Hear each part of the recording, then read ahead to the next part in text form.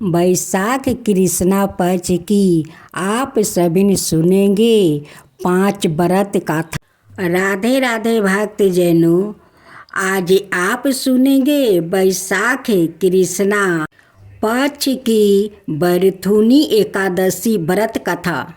धर्मराज युधिष्ठिर बोले, हे भगवान, बैसाख मास के कृष्णा पक्ष की एकादशी का क्या नाम है, उसकी विधि क्या है और उसके करने से क्या फल प्राप्ति होता है, आप विस्तार पूर्वक मुझसे कहिए। मैं आपको नमस्कार करता हूँ। श्री कृष्णा जी कहने लगे, हे राजेश्वर, इस एकादशी का नाम बरथुनी है। यह सौभाग्य देने वाली, सब पापों को नष्ट करने वाली और अंत में मोक्ष देने वाली है। इस व्रत को आदि कोई अभागिन स्त्री करे तो उसको सौभाग्य मिलता है। इसी बरथुनी एकादशी के प्रभाव से राजा मंधाता सरग को गाया था। बरथुनी एकादशी का फल 10,000 बरस तक तप करने के बराबर होता है।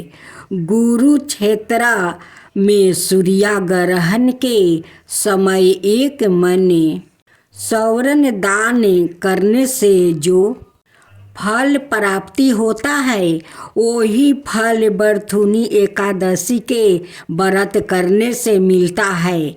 बरथुनी एकादशी के व्रत को करने से मनुष्य इस लोक में सुख भोग कर परलोक में स्वर्ग को प्राप्ति होता है।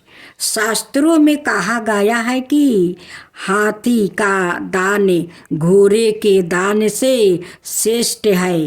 हाथी के दान से भूमि दान, भूमि के दान से तिलों का दान, तिलों के दान से सौरन का दान और सौरन के दान से अन्न का दान श्रेष्ठ है।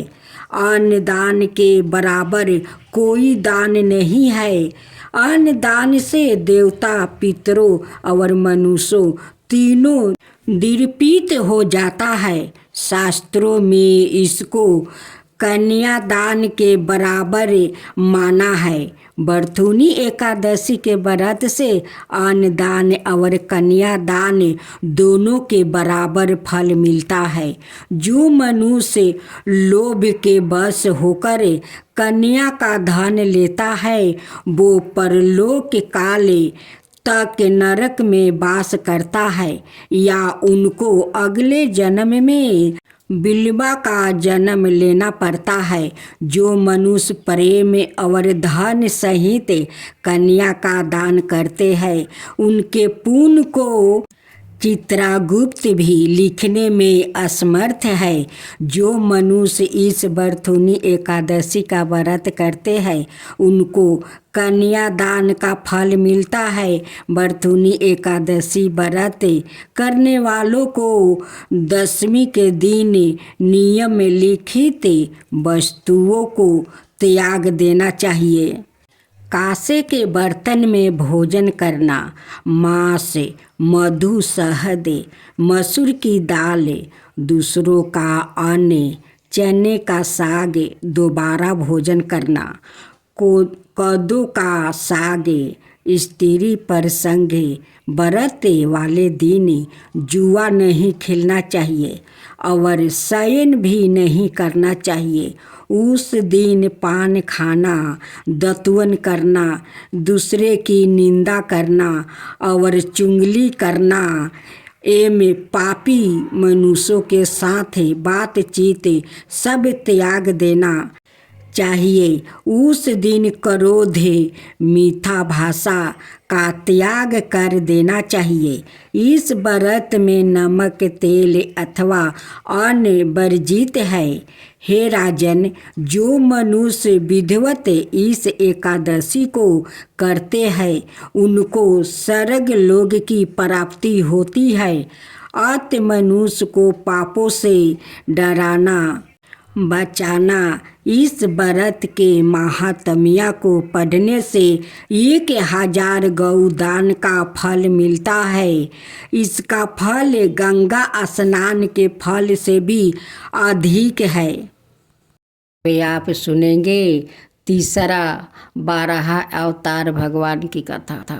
अनंत भगवान ने प्रलय के जल में डूबी हुई पृथ्वी का उद्धार करने के लिए 12 शरीर धारण किया। कहा जाता है कि एक दिन स्वयंभू मनु ने बड़ी नम्रता से हाथ जोड़कर अपने पिता ब्रह्मा जी से कहा, पिताजी, एकमात्र आप ही समस्त जीवों के जन्मदाता है।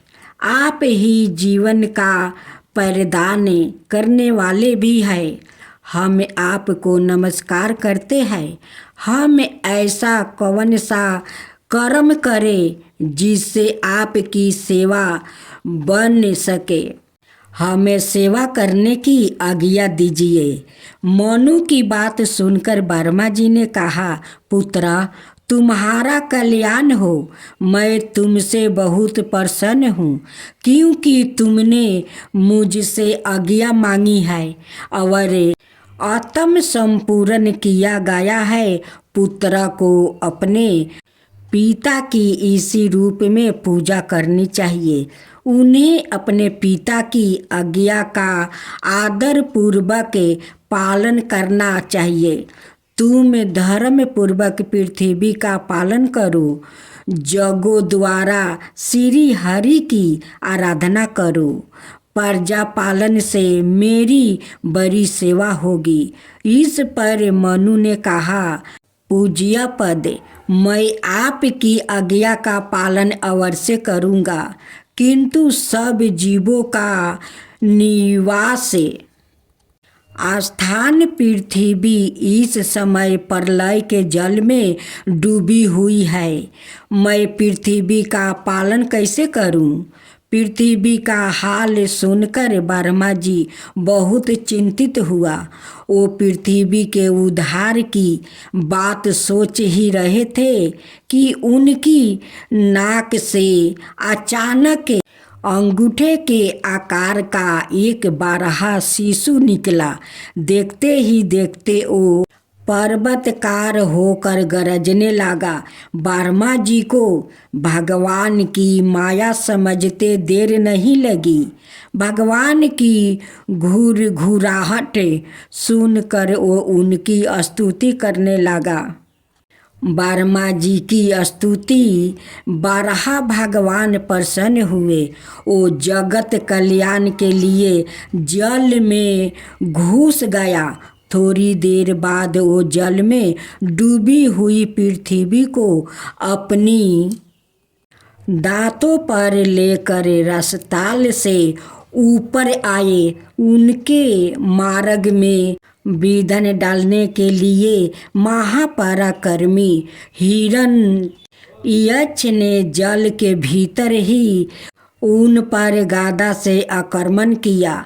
इससे उनका क्रोध चक्र के समान तीक्ष्ण हो गया। उन्होंने उसे लीला से ही इस प्रकार मार डाला जैसे सिंह हाथी को मार डालता है। जल से बाहर निकले हुए भगवान को देखकर ब्रह्मा आदि देवता हाथ जोड़कर उनकी स्तुति करने लगा। इससे प्रसन्न होकर बराह भगवान ने अपने खुरों से जल को रोक कर उस पर पृथ्वी को स्थापित कर दिया। पृथ्वी का उद्धार करने वाले बराह भगवान को हम सब नमस्कार करते हैं। अब सुने तुलसी माता की कथा। एक कन्या थी। जब वो थोड़ी बड़ी हुई और उसको समझ आने लगी, तब से ही वो तुलसी माता जी की पूजा करने लगी। उसके प्रतिदिन का नियम था कि तुलसी माता जी का पूजन करने के बाद ही खाना खाती है। जब वो कन्या शादी के लायक हुई तब उसके माता पिता ने उसकी शादी करवा दिया। कन्या को उसके माता पिता ने दहेज में भी एक तुलसी का गमला दिया। ससुराल में वो प्रतिदिन सवेरे उठते ही पूजा करती है, फिर उसके बाद ही खाना खाने बैठती है। उसकी 2 जेठनियाँ थी, वो दोनों उसका मजाक उड़ाती थी कि बड़ी नियम धर्म वाली बनती है। उन्हें दोनों को उससे बहुत ईर्ष्या होती थी, इसलिए वो दोनों तुलसी जी की गमला छिपा देती है।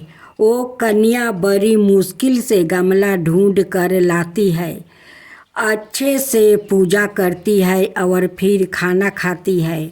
वो गमला ढूंढ ढूंढ कर ले आती है। एक दिन तो उसकी जेठानियों ने क्या किया कि गमला ही दूर फेंक दिया। कन्या ने खूब ढूंढा पर उसे गमला नहीं मिला। वो बहुत ही परेशान हो गई। उस दिन तो उसने खाना भी नहीं खाया। उसका नियम जो था, उस कन्या की सच्ची भक्ति देखकर तुलसी माता उसे बहुत प्रसन्न हो गई और उसके कमरे में तुलसी माता का गमला प्रकट हो गया। अगले दिन सुबह जब वो उठी तो क्या देखती है कि उसके खाट के चारों कोने पर तुलसी माता का गमला आ गया है। यह देख कर वो तो बहुत प्रसन्न हो गई कि अब मेरी तुलसी माता को कोई चुरा नहीं सकेगा। पूजन करने के लिए भी कहीं और जाना नहीं पड़ेगा और कोई मेरी तुलसी माता को फेंक भी नहीं सकेगा। वो तो जल्दी से उठ कर स्नान कर लेती है और तुलसी माता की पूजा कर लेती है। जब वो खाना खाने बैठती तो उसकी जेठानियाँ मजाक करने लगी कि लो, देवरानी का नियम धर्म पूरा हो गया। उससे पूछती है कि तुलसी जी की पूजा कर ली क्या? देवरानी धीरे से बोलती है, हाँ कर ली। जेठनिया बोलती है, कहाँ से पूजा कर ली? मैं तो गमला तो फेंक दिया था। देवरानी कहती है कि देख लो, मेरे कमरे में खाट पर तुलसी जी लग रही है। जेठनिया बहुत शर्मिंदा हुई और बोली कि देवरानी, तेरी भक्ति सच्ची है, हमने तुझे बहुत परेशान कर दिया है, हमें माफ़ कर दे। देवरानी उन्हें माफ़ कर देती है। गणेश जी रिद्धि सिद्धि के देवता और विघ्न विनाशक देवता है, जो पूजा अर्चना से प्रसन्न होकर भक्त की हर बाधा को दूर करे, सुख सौभाग्य और धन धनाई के भंडार भर देते हैं। उनकी दयाशीलता और दानशीलता को लेकर काफ़ी कथाएं भी प्रचलित है, जिनमें एक बुढ़िया से खीर खाने की लोक कथा काफ़ी प्रसिद्ध है। गणेश जी और खीर की कहानी। एक बार गणेश जी ने पृथ्वी के मनुष्यों को परीक्षा लेने का विचार किया। वो अपना रूप बदल कर पृथ्वी पर भ्रमण करने लगे। उन्होंने एक बालक का रूप बना लिया और एक हाथ में एक चमचा में दूध ले लिया और दूसरे हाथ में एक चुटकी चावल ले लिया और गली गली घूमने लगे। साथ ही साथ आवाज लगाते चल रहे थे, कोई मेरे लिए खीर बना दो, कोई मेरे लिए खीर बना दो, कोई मेरे लिए खीर बना दो। कोई भी उन पर ध्यान नहीं दे रहा था, बल्कि लोग उन पर हंस रहे थे। वो लगातार एक गांव के बाद दूसरे गांव इसी तरह चक्कर लगाते हुए पुकारते रहे, पर कोई खीर बनाने के लिए तैयार नहीं था। सुबह से शाम हो गई, गणेश जी लगातार घूम रहे।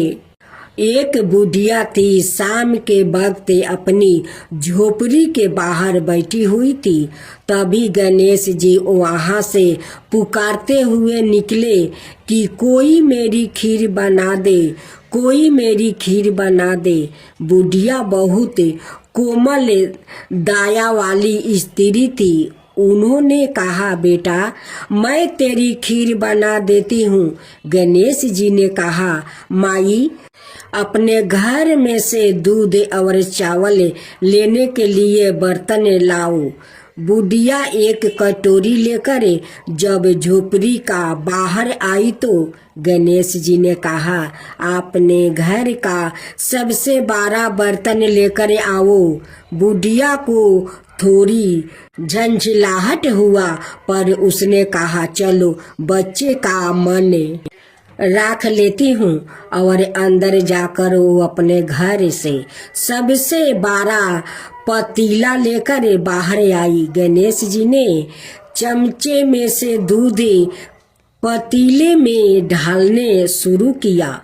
तब बुढ़िया के आश्चर्य की सीमा नहीं रही। तब उसने देखा दूध से पूरा पतीला भर गया है। एक के बाद एक वो बर्तन झोपड़ी बाहर लाती गई और उसमें गणेश जी दूध भरते चले गए। इस तरह से घर के सारे बर्तन दूध से लबालब भर गया। गणेश भगवान ने बुढ़िया से कहा, मैं स्नान करके आता हूँ, तब तक तुम खीर बना लो, मैं आपस आकर खाऊंगा। बुढ़िया ने पूछा, मैं इतनी सारी खीर का क्या करूं? इस पर गणपति जी बोले, सारे गांव को दावत दे दो। बुढ़िया ने बड़े प्यार से मन लगाकर खीर बनाई। खीर की भीनी भीनी मीठी मीठी खुशबू चारों दिशाओं में फैल गई। खीर बनाने के बाद वो हर घर में जाकर खीर खाने का न्योता देने लगी। लोग उस पर हंस रहे थे। बुढ़िया के घर में खाने को दाना नहीं है और यह सारे गांव को खीर खाने की दावत दे रही है। लोगों को कुतूहल हुआ और खीर की खुशबू से लोग खींचे चले आए। लो, सारा गांव बुढ़िया के घर में इकट्ठा हो गया। जब बुढ़िया की बहू को दावत की पता मालूम हुई, तब वो सबसे पहले वहां पहुंच गई। उसने खीर से भरे पतीलों को जब देखा तो उसके मुंह में पानी आ गया। उसे बड़ी जोर से भूख लगी हुई थी। उसने एक कटोरी में खीर निकाल ली और दरवाजे के पीछे बैठकर खाने की तैयारी करने लगी। इसी बीच एक छींटा गिर गया और गणपति जी को भोग लग गया और वो प्रसन्न हो गए। अब पूरे गांव को खाने की दावत देकर बुढ़िया वापस अपने घर आई तो उसने देखा बालक वापस आ गया था। बुढ़िया ने कहा, बेटा खीर तैयार है, भोग लगा लो। गणपति जी बोले, माँ भोग तो लाग चुका है, मेरा पेट पूरी तरह से भर गया है, मैं तृप्त हूँ, अब तू खा ले, अपने परिवार और गांव वालों को खिला दे। बुढ़िया ने कहा, यह तो बहुत ज्यादा है, सबका पेट भर जाएगा, इसके बाद भी यह बच जाएगी। उस बीच खीर का मैं क्या करूंगी? इस पर गणेश जी बोले, इस बीच खीर को रात में अपने घर के चारों कोने में रख देना। और बुढ़िया ने ऐसा ही किया। जब सारा गांव जी भर कर खा चुका, तब भी ढेर सारी खीर बच गई। उसने उसके पात्रों को अपने घर के चारों तरफ रख दिया। सुबह उठकर उसने क्या देखा, पतीलों में खीर के स्थान पर हीरे जवाहरात और मोती भर गया है। वो बहुत खुश हुई। उसकी सारी दलीदरता दूर हो गई और वो आराम से रहने लगी। उसने गणपति जी का एक भाव मंदिर बनवाया और साथ में एक बड़ा सा तालाब भी खुदवाया। इस तरह उसका नाम दूर दूर तक प्रसिद्ध हो गया। उस जगह वार्षिक मेले लगने लगे। लोग गणेश जी की कृपा प्राप्ति करने के लिए उस स्थान पर पूजा करने और मन्नत मांगने के लिए आने लगे। गणेश जी सबकी मनोकामना पूरी करने लगे। हे गणेश भगवान, जैसे आप उस बुढ़िया पर कृपा किया वैसा ही सब पर करना। कहानी कहने वाला, हुंकार भरने वाला, सुनने वाला, उनकी सारे परिवार पर कृपा करना, अड़ोस पड़ोस पर कृपा करना, सारा दुनिया पर कृपा करना। तो बोलो गणेश भगवान की जय, गणपति पप्पा की जय। अब आप सुनेंगे लक्ष्मी जी की व्रत कथा। एक गांव में एक साहूकार रहता है। साहूकार के एक बेटी थी। वो हर रोज पीपल सींचने जाती है। पीपल के वृक्ष में से लक्ष्मी जी प्रकट होती है और चली जाती है। एक दिन लक्ष्मी जी ने साहूकार की बेटी से कहा, तू मेरी सहेली बन जा। तब लड़की ने कहा कि मैं अपने पिता से पूछकर कल आऊँगी। साहूकार की बेटी ने घर जाकर अपने पिता को सारी बात बता दिया। तब उसके पिताजी बोले, वो तो लक्ष्मी जी है, अपने को और क्या चाहिए, तू लक्ष्मी जी की सहेली बन जा। दूसरे दिन वो लड़की फिर गई। तब लक्ष्मी जी पीपल के पेड़ से निकल कर आई और कहा, सहेली बन जा। तो लड़की ने कहा, बन जाऊंगी, और दोनों सहेली बन गई। लक्ष्मी जी ने उसको खाने का न्योता दिया। घर आकर लड़की ने माँ बाप को कहा कि मेरी सहेली ने मुझे खाने का न्योता दिया है। तब बाप ने कहा कि सहेली के जिमाने जाइयो, पर घर को संभाल कर जाना। तब वो लक्ष्मी जी के यहाँ जिमाने गई तो लक्ष्मी जी ने उसे साल दुसाला ओढ़ने के लिए दिया। रुपये दिए, सोने की चौकी, सोने की थाली में 36 प्रकार का भोजन करवा दिया। जिम कर जब वो जाने लगी तो लक्ष्मी जी ने उनकी पल्लू पकड़ लिया और कहा कि मैं भी तेरे घर जिमाने जाऊंगी। तो उसने कहा, आ जाइए। वो घर जाकर चुपचाप बैठ गई। तब बाप ने पूछा कि बेटी, सहेली के यहाँ जिम कर आ गई और तू उदास क्यों बैठी है?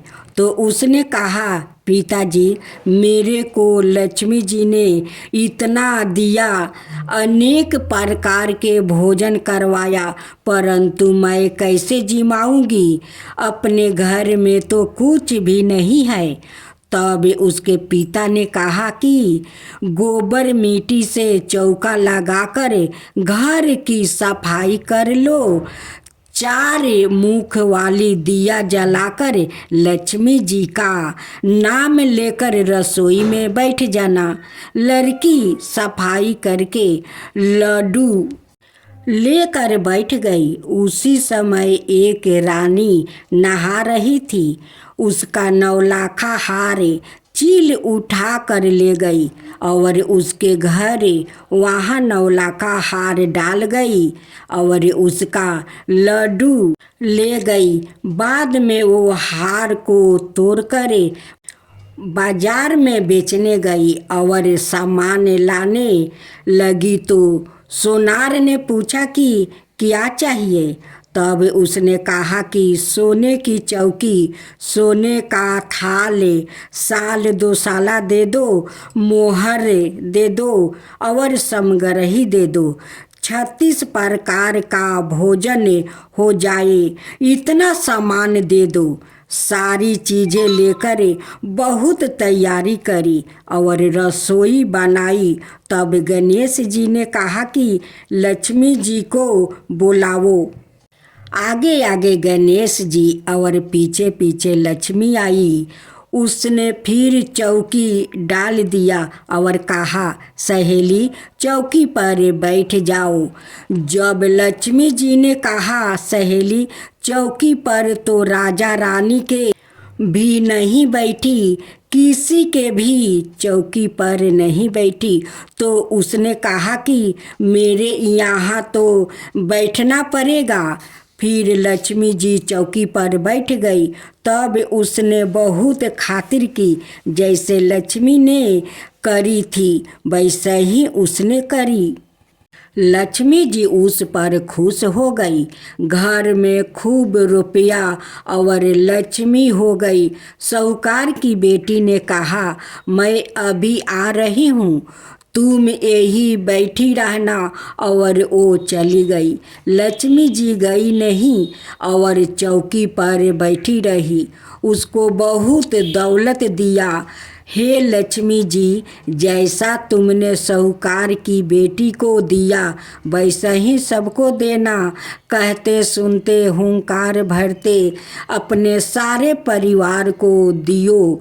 पीहर में देना, ससुराल में देना, बेटे पोते को देना। हे लक्ष्मी माता, सबका कष्ट दूर करना, दलिद्रता दूर करना, सबकी मनोकामना पूर्ण करना। जय माँ लक्ष्मी, जय माँ लक्ष्मी। अब सुने, हर व्रत गाथा के साथ सुनी जाती है लपसी तपसी की यह कहानी। एक लपसी था और एक तपसी था। तपसी हमेशा भगवान की तपस्या में लीन रहता था और लपसी रोजाना सावा शेर की लपसी बनाकर भगवान का भोग लगा कर जिमा लेता था। एक दिन दोनों लड़ने लगे। लपसी बोला, मैं रोज भगवान की तपस्या करता हूँ, इसलिए मैं बारा हूँ। तपसी बोला, मैं रोज भगवान को सावा शेर लपसी का भोग लगाता हूँ, इसलिए मैं बारा हूँ। नारद जी वहाँ से गुजर रहे थे। दोनों को लड़ता देख कर उनसे पूछा कि तुम क्यों लड़ रहे हो। तपसी ने खुद के बारा होने का कारण बताया और लपसी ने अपना कारण बताया। नारद जी बोले, तुम्हारा फैसला मैं कर दूंगा। दूसरे दिन लपसी और तपसी नहा कर अपनी रोज की भांति करने आए तो नारद जी ने छुप कर 1.25 करोड़ की एक एक औंठी उन दोनों के आगे रख दिया। लपसी की नज़र जब औंठी पर पड़ी तो उसने चुपचाप औंठी उठाकर अपने नीचे दबा लिया। लपसी की नज़र औंठी पर पड़ी, लेकिन उसने ध्यान नहीं दिया। भगवान को भोग लगाकर लपसी खाने लगा। नारद जी सामने आए तो दोनों ने पूछा कि कौन बारा है। तो नारद जी ने तपसी से खारा होने को कहा। वो खारा हुआ तो उसके नीचे दबी औंठी दिखाई पड़ी। नारद जी ने तपसी से कहा, तपस्या करने के बाद भी तुम्हारी चोरी करने की आदत नहीं गई, इसलिए लपसी बारा है और तुम्हें तुम्हारी तपस्या का कोई फल भी नहीं मिलेगा। तपसी शर्मिंदा होकर माफ़ी मांगने लगा। उसने नारद जी से पूछा, मुझे मेरी तपस्या का फल कैसे मिलेगा? नारद जी ने कहा, यदि कोई गाय और कुत्ते की रोटी नहीं बनाएगा तो फल तुझे मिलेगा। यदि कोई ब्राह्मण को भोजन करवा कर दक्षिणा नहीं देगा तो फल तुझे मिलेगा। यदि कोई साड़ी के साथ ब्लाउज नहीं देगा तो फल तुझे मिलेगा। यदि कोई दिए से दिए जलाएगा तो फल तुझे मिलेगा। यदि कोई सारी कहानी सुने लेकिन तुम्हारी कहानी नहीं सुने तो फल तुझे मिलेगा। उसी दिन से हर व्रत कथा कहानी के साथ लपसी तपसी की कहानी भी सुनी और कही जाती है।